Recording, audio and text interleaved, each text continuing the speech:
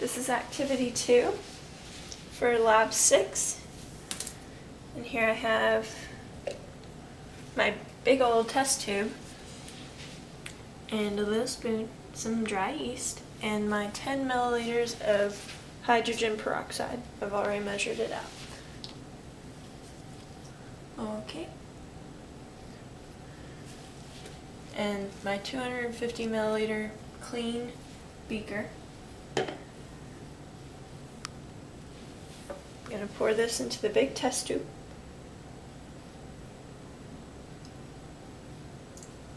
Okay, just like that. And I have a rubber band on it so it doesn't roll around. It says to place in the beaker. And then take 2 mini spoonfuls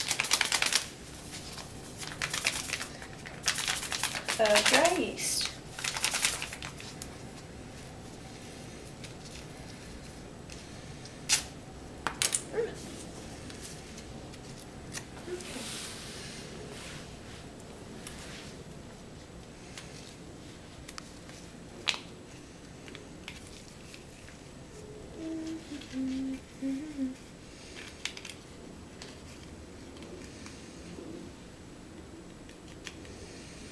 Okay, here's 1 spoonful.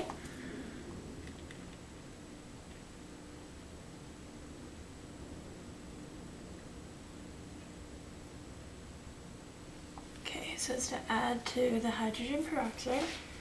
So I'm going to do that.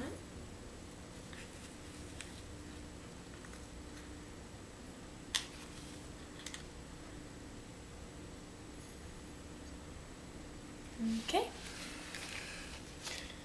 There.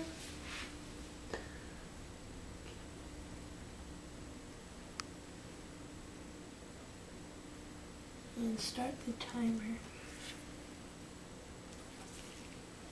And I want to time this for 1 minute.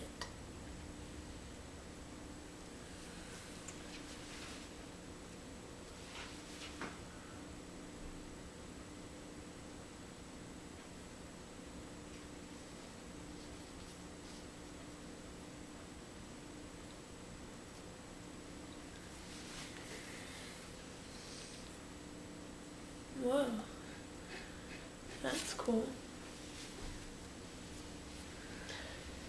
Do you see that?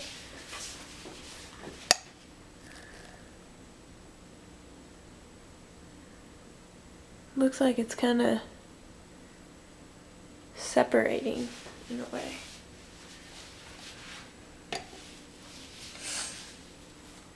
So we have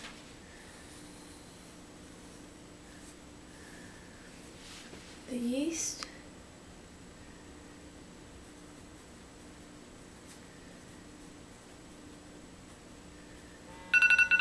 okay,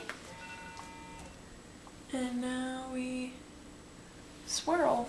So I'm just going to use, can I use that thing? I'm just going to use the thermometer to swirl it. Ooh, good.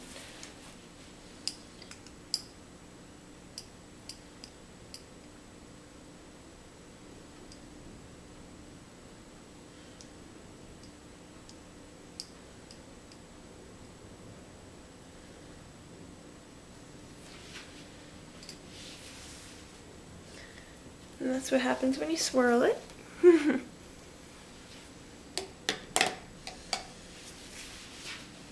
I'm going to observe that for a minute. Oh, it keeps rising.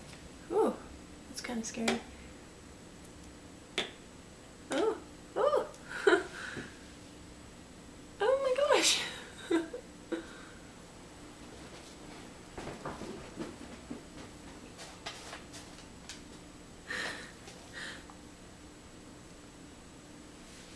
No wonder it has you put in a big test tube like that.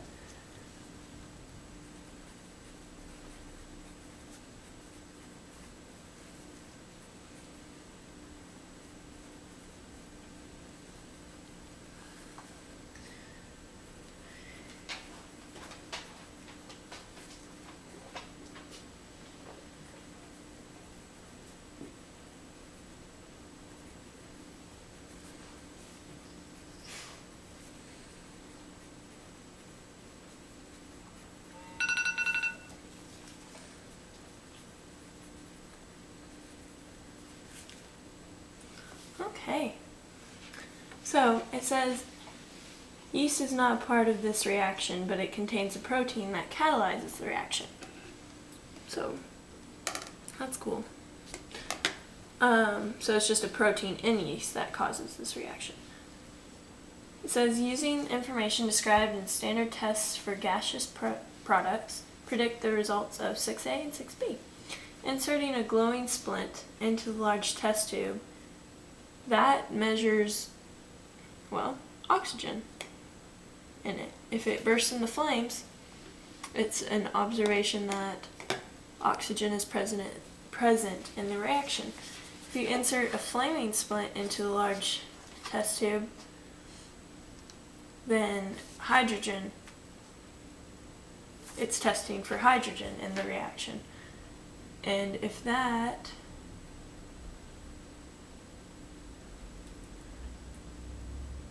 like a popping sound is heard, then it's a positive test for hydrogen in the gas.